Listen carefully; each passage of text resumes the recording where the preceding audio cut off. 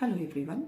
In this video, we are going to learn about the poem A Thing of Beauty, composed by John Keats. In fact, John Keats was a romantic poet. Romantic मतलब होता है कि जो प्रकृति के बारे में ज़्यादा बात करे, जो इमेजिनरी वर्ल्ड की बात करे और जो सुंदरता को किस तरह से डिस्क्राइब करा जाए, सुंदर वस्तुओं की बात करे, तो इन सब के बारे में रोमांटिक पोएट्स बात करते हैं। यानी कि रोमांटिक पोएट्स का बेसिकली तथ्य ये था, एम ये था कि पोयम को, कविता को कविता के तरह ही पढ़ा जाए। उसकी सुंदरता, उसकी जो ब्यूटी है वो इसी में है कि उसको एंजॉयमेंट के लिए और आत्मा की तृप्ति के लिए पढ़ा जाए। यानी कि उसमें पॉलिटिक्स ना शामिल हो, उसमें फिलॉसफी ना शामिल हो। तो ये पी.बी. शेली, जॉन कीट्स, बायरन, इस टाइप के पोएट्स थे इंग्लिश लिटरेचर में। तो उनकी ही ये पोयम है। हमारे हिंदी में उसको छायावाद कहते हैं। छायावादी कवि जैसे महादेवी वर्मा हैं या सुमित्रानंदन पंत हैं, तो इन सब ने भी इसी तरह प्रकृति का ही ज्यादा वर्णन किया है, या इमोशंस का भी ज्यादा वर्णन करते हैं इस तरह के कवि। तो ये poem a thing of beauty, इस इंग्लिश लिटरेचर में सबसे ज्यादा फेमस लाइन यही हुई है, a thing of beauty is a joy for ever. तो इसको पढ़ने में भी आपको बहुत ज्यादा आनंद आएगा। दरअसल ये पोयम एक बड़ी पोयम का अंश है। एंडीमियन उनकी पोयम थी, उसका ये एक अंश है। तो हम लोग इसके बारे में पोयम पढ़ने से पहले हम लोग ये बात ज्यादा अच्छे से डिस्कस कर लें कि एक सुंदर वस्तु हमें क्या आनंद देती है। मतलब उससे हमको आनंद क्या मिलता है। सुंदर चीज है तो हम केवल देख करके ही रह जाते हैं, मतलब उसका हमारे जीवन में बाद तक भी क्या असर पड़ता है। तो यही चीज पोएट ने समझानी चाहिए। So let us start. I will read the poem line by line and then we'll explain you. So the first line is, a thing of beauty is a joy forever. Its loveliness increases. It will never pass into nothingness.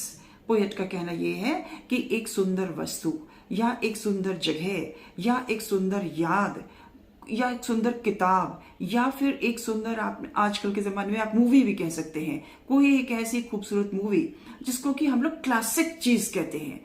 तो ये सब चीज अगर आप एक बार भी पढ़ लेते हैं, देख लेते हैं, जान लेते हैं, तो उसका असर सारे जीवन आपके मन में रहता है, आपके हृदय में रहता है। मतलब कि a thing of beauty is always, it remains live in your memory and it will always give you happiness, है ना। जैसे आप सुंदर एक बच्ची को देख लेते हैं, बच्चे की स्माइल है, अगर आपने देख ली, कभी भी आप उदास हैं और बाद में भी अगर आप उसको याद करते हैं तो आप अचानक से ठीक महसूस करने लगेंगे। कोई एक अच्छी किताब है या कोई एक अच्छी मूवी है या कोई एक अच्छी जगह है जहां आप गए हैं, या नेचर की कोई चीज आपने देखी है, कोई सुंदर फूल देखा है, कोई व्यक्ति देखा है सुंदर, तो भी वो आपको, अगर आप बहुत उदास हैं, कभी एकदम डल हैं, कभी आप बहुत एकदम सैड है, एकदम डिप्रेस्ड है और आपने इस तरह के किसी सुंदर वस्तु की याद करी, तो आपको एकदम आपका दुख दूर हो जाएगा, आपको ठीक लगने लगेगा। मतलब इसका साइकोलॉजिकल असर होता है। A thing of beauty is a joy for ever, मतलब हमेशा के लिए ये आपके एक आनंद का स्रोत रहेगा। It will be a source of enjoyment throughout your life. तो that is what he wants to explain. ये कहते हैं, but still will keep a bower quiet for us. एक सुंदर वस्तु क्या करती है हमारे लिए, एक जैसे पेड़ों का झुरमुट हो, कहीं आप गर्मी में जा रहे हो और पेड़ों का एक कहीं झुंड मिल जाए और उसके नीचे बैठ के आपको जो तसल्ली होएगी, जो आनंद, जो खुशी प्राप्त होएगी, वही खुशी आपको एक सुंदर वस्तु को देख करके आएगी। You will get extremely happy. You will always feel that happiness when you recall that particular beautiful thing. तो ये कहना चाहते हैं पोएट। तो ये क्या कह रहे हैं, but still will keep above quiet for us. एक बड़ी शांति मिलेगी हमको उस सुंदर वस्तु की याद करके। ऐसे ही जैसे कि एक पेड़ों के झुंड के नीचे जाकर आपको शांति मिलती है. And a slip full of sweet dreams and health and quite breathing.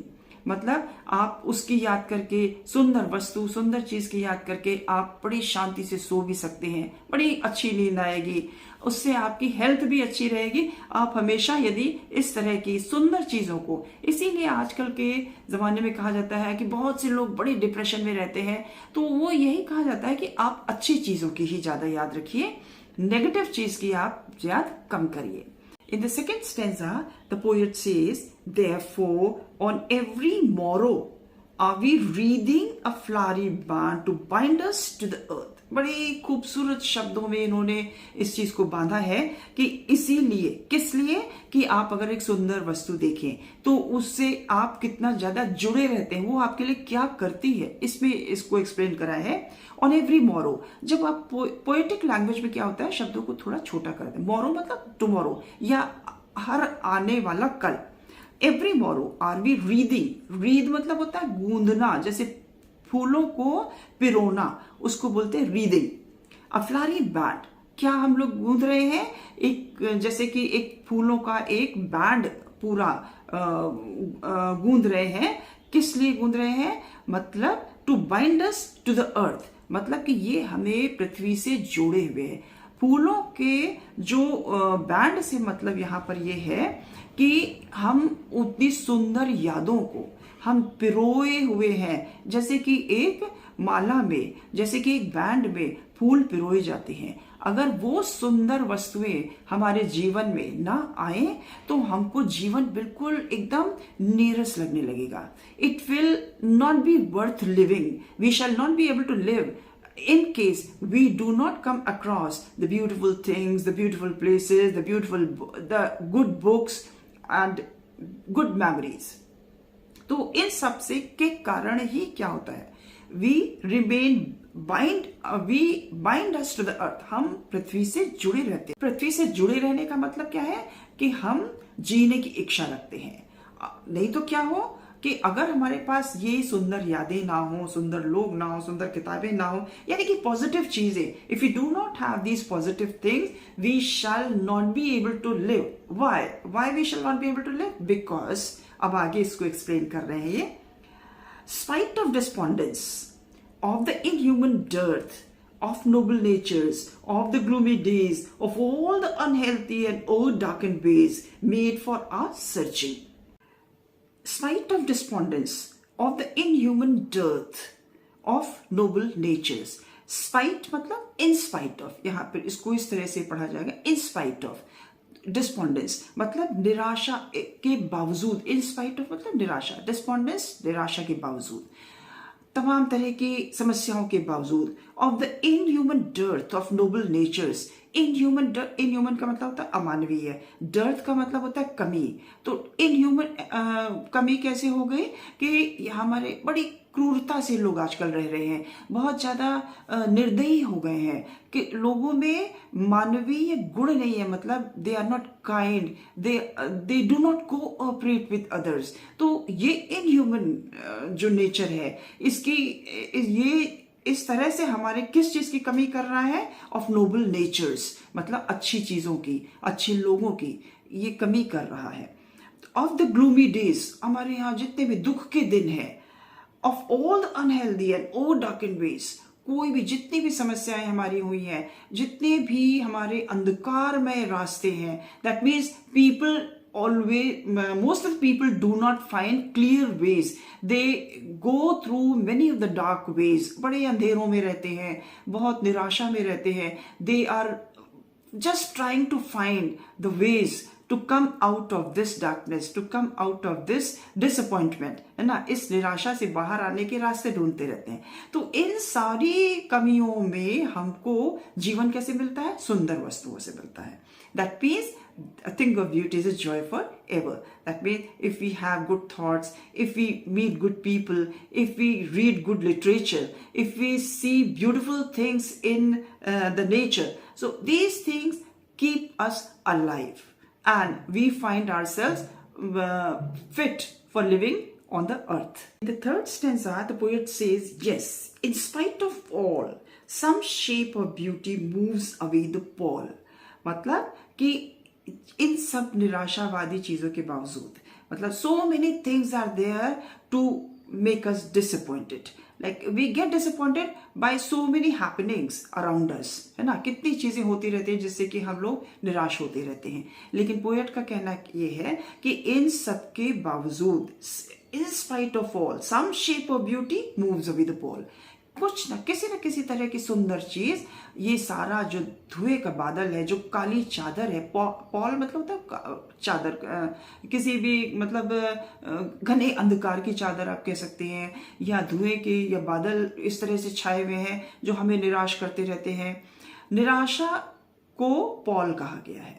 तो उसमें जो है वो चादर हटा देती है ये सुंदर वस्तुएं. मतलब हमको खुश रखने के लिए बहुत जरूरी है कि हमारे आसपास सुंदर वस्तुएं हो, सुंदर विचार हो, सुंदर किताबें हो, सुंदर जगह हो जहां हम खुश रह सके. फ्रॉम आर डार्क स्पिरिट्स, ये चादर कहाँ से हटाती है काले बादल की? हमारे दिलों में जो अंधकार छा गया है, जिससे कि हम काम नहीं कर पाते हैं, उस चादर को ये हटा देती हैं सुंदर चीजें. Such the sun, the moon, trees old and young, sprouting a shady boon for simple sheep.